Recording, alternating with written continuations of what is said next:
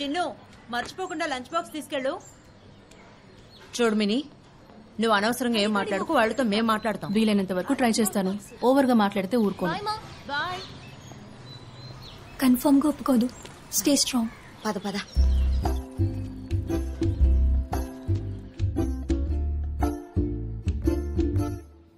ఇది చెప్పడానికి మాకే చాలా బాధగా ఉందండి. పెళ్లి ఆగిపోయిందన్న విషయం అందరికీ చెప్పుకోవడం అంత ఈజీ కాదు, కానీ వీళ్ళిద్దరికి పెళ్లికి ముందే సెట్ అవ్వలేదన్న విషయం మనకి తెలియడం మంచిదైంది. ఇదే పెళ్లి తర్వాత తెలిసి ఉంటే అందరం ఎంతో బాధపడేవాళ్ళం. ఇలా కామన్ గా చెప్పకండి. ఏం సెట్ అవ్వలేదో కరెక్ట్ గా చెప్పండి. అది డీటెయిల్డ్ గా ఎలా చెప్పాలో ఉండదు. నేనే డీటెయిల్డ్ గా చెప్తాను, వాళ్ళు తెలుసుకొని. అది కాదంటీ, నా హస్బెండ్ ఇలానే ఉండాలని నాకు కొన్ని ఎక్స్పెక్టేషన్స్ ఉన్నాయి. అదేనమ్మా, ఎలా ఉండాలని? చెప్పాలంటే బాగా పాజిటివ్ గా, కేరింగ్ గా, ఎమోషనల్ గా. ఎమోషన్స్ కి మాత్రమే ఇంపార్టెన్స్ ఇచ్చే వ్యక్తినే నేను ఎక్స్పెక్ట్ చేశాను. కానీ ఈ విషయాలన్నిటికీ మీ అబ్బాయికి సంబంధమే లేదంటీ. ఇంత చిన్న వయసులోనే నువ్వు అది ఎలా కనిపెట్టావమ్మా?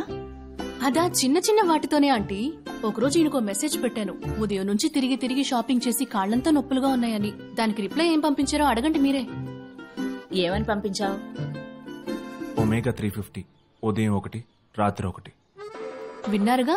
కానీ నేను టోటల్ గా వేరేలా ఎక్స్పెక్ట్ చేశాను. అయ్యో కాళ్ళు నొప్పులా, ఇప్పుడు గనక నేను నీతో ఉండుంటే వేడిగా ఓ టీ పెట్టించుండేవాడిని, నీ కాళ్ళు నొక్కుండేవాడిని అని ప్రేమగా మాట్లాడే హస్బెండే కావాలంటీ. మాత్రలు రాసిచ్చే డాక్టర్ నాకొద్దంటీ. ఇంట్లో ఒక డాక్టర్ ఉండడం మంచిదే కదమ్మా. డాక్టర్ కావాలంటే ఓ 50 రూపాయలు ఫీజు ఇచ్చి వెళ్లి కలవచ్చు అంకుల్. అలాగని పెళ్లి చేసుకుని ఇంట్లో ఉంచుకోగలమా? రేపింట్లో వాటర్ ప్రాబ్లం వస్తే ప్లంబర్ ని పెళ్లి చేసుకోమంటారా చెప్పండి? కరెక్ట్. మీరెప్పట్లాగే సైలెంట్ గానే ఉండండి అంకుల్. నేను ఆంటీతో మాట్లాడుకుంటాను. మినీ, నువ్వు తప్పుగా అర్థం చేసుకుని ఆయన్ని తప్పు పడుతున్నావు. నువ్వు నాకు అడ్వైజ్ ఇవ్వకు. వదిన నాన్నకి అస్సలు నచ్చలేదు. రే తన్ని పెళ్లి చేసుకోకు, చేసుకుంటే తనకి జీవితాంతం బానిసగా ఉండాల్సి వస్తుందని ఎంత గొడవ పడ్డారు. మీ ఇద్దరి మధ్య చిచ్చు పెట్టాలని చెప్పడం లేదు, చెప్పాను. అయినా నువ్వు పెళ్లి చేసుకున్నావు కదా, అది ఎలా అయితే నీ ఇష్టమో ఈ పెళ్లిని క్యాన్సిల్ చేయడం కూడా నా ఇష్టం. కానీ వదిన, మీరంటే నాకు ఇష్టమే.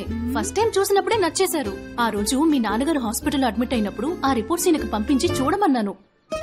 చూసి ఈయనేమన్నారో తెలుసా? ఆయన్నే అడగండి. దీనికేమన్నావు? 12 గంటల్లో చనిపోతారు అని చెప్పాను. ఆయన చెప్పినట్టే మావయ్య 12 గంటల్లో పోయారు. అయితే మరి కరెక్ట్ గానేగా చెప్పాడు. చెప్పినట్టే పోయారుగా. చస్తే చచ్చారు, అది ప్రాబ్లం కాదు. కానీ ఎవరైనా అలా నెగటివ్ గా చెప్తారా? ఏం కాదు, హ్యాపీగా ఉండండి, నయం అయిపోతుంది అని పాజిటివ్ గానే కదా చెప్పాలి. నెగిటివ్ గా ఉన్న రిపోర్ట్ ని పాజిటివ్ గా ఎలా చెప్పమంటావు? చెప్పాలి, పాజిటివ్ గానే చెప్పాలి. పాజిటివ్ గానే అన్నిటినీ చూడాలి మనం. చచ్చిన వాడి చెవి దగ్గరికి వెళ్లి నీకేం కాదు, నువ్వు బానే ఉన్నావు, ఏం కాదని చెప్తే చచ్చిన వాడు కూడా హఠాత్తుగా లేచొచ్చేస్తాడు. నీకెన్నిసార్లు చెప్పాను అందం ఉన్న చోట అణుకువ తెలివి ఉండదని. ఇప్పుడు చూసావా? ఒక డాక్టర్ కి డాక్టర్ అమ్మాయే కరెక్ట్. ఇలా చూడమ్మా, మీ నాన్న మీ అన్నయ్యని విడిగా తీసుకెళ్లి చెప్పినట్టు చెప్పడం నాకు తెలీదు. నేను సూటిగానే చెప్తాను, నాకు నువ్వు నచ్చలేదు. ఈ పెళ్లి క్యాన్సిల్ అవటం నాకు సంతోషమే. ఏమండి, పదండి వెళ్దాం. వాడొస్తాడులేండి, రండి వెళ్దాం. మై సన్,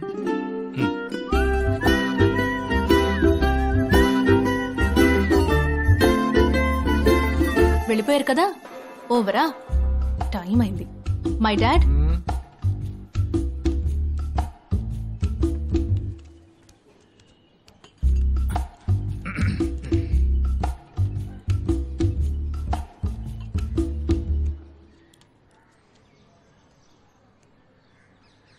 బాబు ఓ టీ వేద్దామా?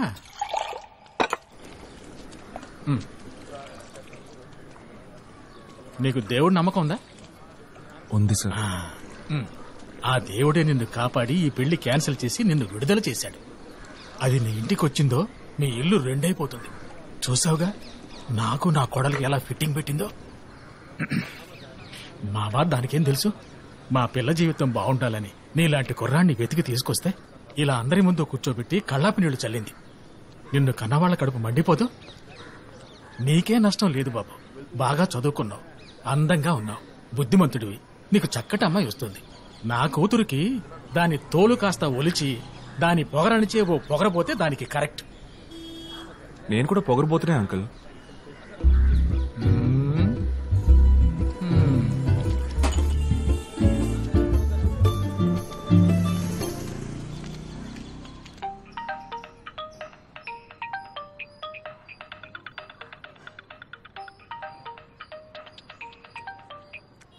చెప్పు ప్రీతి. అమ్మా చిన్ను ఇంటికి ఏయ్, వచ్చేసిందా? నన్ను అడుగుతావేంటి? పిల్లని తీసుకురావడానికి నువ్వేగా వెళ్ళావు. స్కూల్కి మధ్యాహ్నమే సెలవు ఇచ్చేసారంట, కానీ చిన్ను ఇక్కడ లేదు. ఏంటి? నాకెందుకో భయంగా ఏమంటున్నావు? ఉందమ్మా. మాట్లాడుతున్నావా? చిన్ను నువ్వు ఎక్కడ వాచ్మెన్ అడిగావా?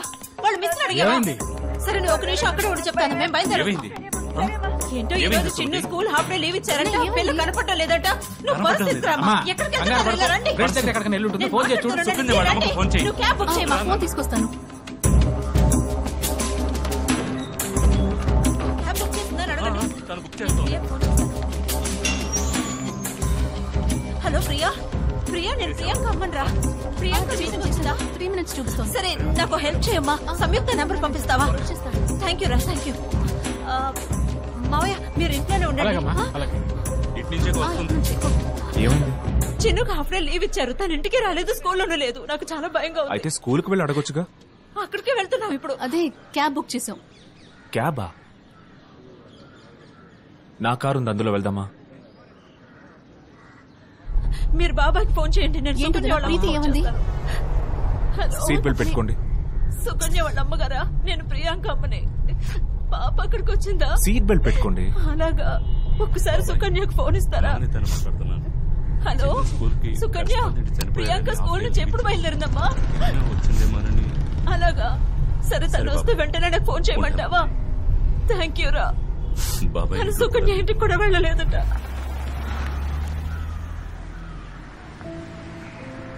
ఇప్పుడు మీరు ఇక్కడికి వచ్చి నాతో గొడవ పట్టడం వల్ల లేదా అక్కడి నుంచోని ఇష్టం వచ్చినట్టు అరవడం వల్ల ఏ ప్రయోజనం లేదు. మా స్కూల్ కరెస్పాండెంట్ చనిపోయారని హాఫ్ డే లీవ్ ఇచ్చాం. పోలీస్ స్టేషన్ కి వెళ్లి కంప్లైంట్ ఇచ్చి వెంటనే పాపని వెతికే పని చూడండి. మా సైడ్ నుంచి ఏ సపోర్ట్ కావాలన్నా మేం చేస్తాం. Let's hope for the best. Sir, FIR వేసాం సార్. ఆల్రెడీ మీ అమ్మాయిని వెతకడం మొదలు పెట్టాం. ఎక్కువగా భయపడకండి. డిప్రెషన్లోకి వెళ్లిపోతే మీ అమ్మాయిని వెతకడం కష్టం అవుతుంది. ఇప్పుడే మీరు ధైర్యంగా ఉండి ఈ సిచ్యువేషన్ ని ఫేస్ చేయాలి. చెప్పు. సరే.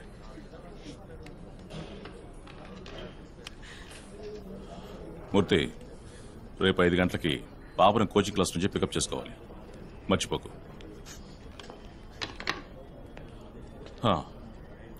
ఇన్ కేస్ ఎవరైనా కిడ్నాప్ చేస్తుంటే మిమ్మల్ని బెదిరించడానికో డబ్బులు అడగడానికో కాల్ చేస్తారు.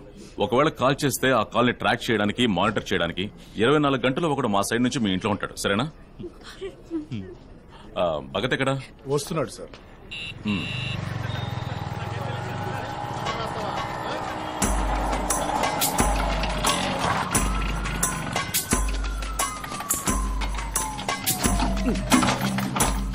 వీళ్ళు ఇష్టానికి నన్ను పిలుస్తారు. వీళ్ళు పిలిచినప్పుడు రావాలా? నేనేమన్నా బేవసుకున్నానా? ఏంటి నన్ను గుర్తుపట్టారు సార్? నీ పేరు Daniel D'Souza. Metro railway station లో ఇంజిన్ డ్రైవర్ గా పనిచేస్తున్నావు. నీ కూతురు పేరు ఏంజెలినా డిసోసా. పోయిన నెల 7వ తేదీ ఉదయం 7 గంటకి స్కూల్కి వెళ్ళిన నీ కూతురు వినాయకుడి గుడి దగ్గర కనిపించకుండా పోయింది. వయసు 12, height 5.2, weight 41 kg, brown colour రైస్. ఇవి సరిపోతాయా లేదా మీ అవ్వ పేరు అయ్యే పేరు కలిపి చెప్పాలనా? బ్లాడీ, నా మెమరీ పవర్ చెక్ చేస్తున్నావా? సార్, నాకు నువ్వేం అడగబోతున్నావు తెలుసు? మీ అమ్మాయి దొరుకుతుందా దొరకదా అదేగా? అవును సార్. నేను చెప్పంటావా అబద్ధం చెప్పంటావా? నిజమే చెప్పండి సార్. నిజం చెప్తే బాధపడతావా? అబద్ధమే చెప్తా. మీ అమ్మాయి తప్పకుండా దొరుకుద్ది.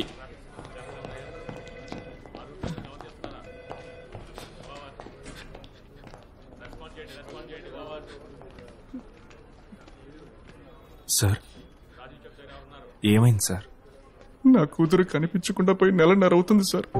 ఎక్కడికి వెళ్ళిందో ఏంటో ఏమీ తెలియలేదు సార్. ఏమంటున్నారు? కనిపెడితే చెప్తా ఉంటున్నారు సార్. ఎప్పుడు కనిపెడతారంట? నేను డైలీ వచ్చి అదే అడుగుతున్నాను సార్, కానీ చెప్పడం లేదు సార్. ఏదో ఒకటి చెప్పమనండి సార్. పోనీ నా కూతురు చచ్చిపోయిందని చెప్పమనండి సార్. ఈ మధ్య అన్నోన్ పర్సన్స్ ఎవరైనా మీ ఇంటికి వచ్చేలేరా సార్? Good morning sir. ఎందుకయ్యా అరుస్తా?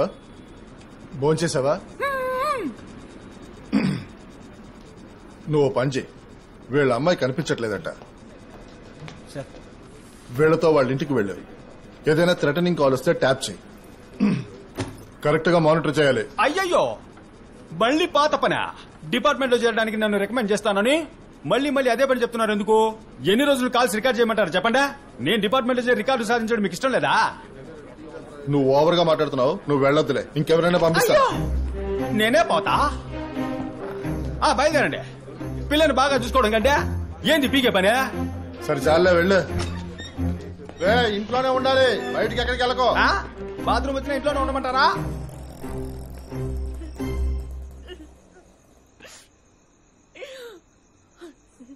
సూపర్. ఫైనల్ చెకింగ్ పక్కాగా ఉంది. నాకు ఆకలేస్తోంది, నేను వెళ్ళి తినేసి వస్తా. ఏంటి సార్ అంత ఈజీగా అంటున్నారు? ఆలోగా ఒకవేళ కాల్ వచ్చిందంటే? అంతలో నాకు బాగా ఆకలి వచ్చిందే. ఇప్పుడేగా కాఫీ తాగారు. ఓ, లెక్కలు చూస్తున్నావా? నీకు ఇది మొదటి కేసు, నాకు ఇది 17వ కేసు. 8 ఏళ్లు దాటిన ఓ పిల్ల కనపడకుండా పోతే she will never come back. అది మాక్సిమం హ్యూమన్ ట్రాఫిక్ అయి ఉంటుంది. సార్, ఈ హ్యూమన్ ట్రాఫిక్ అంటే ఏంటి సార్? మనుషుల్ని ఓ చోటు నుంచి కిడ్నాప్ చేసి ఇంకో చోట అమ్మడం. అది వదిలేసి ఎవడో కాల్ చేస్తాడో డబ్బులు అడుగుతాడో నన్ను చండుతున్నారో. ట్రిపుల్ బెడ్రూమేగా, తల ఓ బెడ్రూమ్ లోకి వెళ్ళి ఏడవండి. నేను చెప్పింది మీకెవ్వరికి బుర్రకెక్కలా, ఆయనకొక్కరికే ఎక్కింది. అమ్మాయికి రాదని అర్థం చేసుకుని ఇంకో బిడ్డను కనడానికి వెళ్తున్నాడు చూడు. ఏందబ్బా ఒక్కడే లోపలికి పోయి తలుపేసుకున్నాడు ఏంది? అయ్యయ్యో, నోటుకొచ్చింది వాగి ఆయన ఆత్మహత్య చేసుకునేలా రెచ్చుకుంటావే. అయ్యో, త్వరగా వెళ్ళి ఏదోటి చెయ్యండి. త్వరగా వెళ్ళి తలుపులు బదులు కొట్టు. త్వరగా వెళ్ళి బద్దలు కొడితే తలుపులు కాదు ఎముకలు ఉంటాయి. తప్పక నేను తినేసి వచ్చేలాగా ఆయన కాపాడండి. వీరభద్రయ్య, కాపాడండి.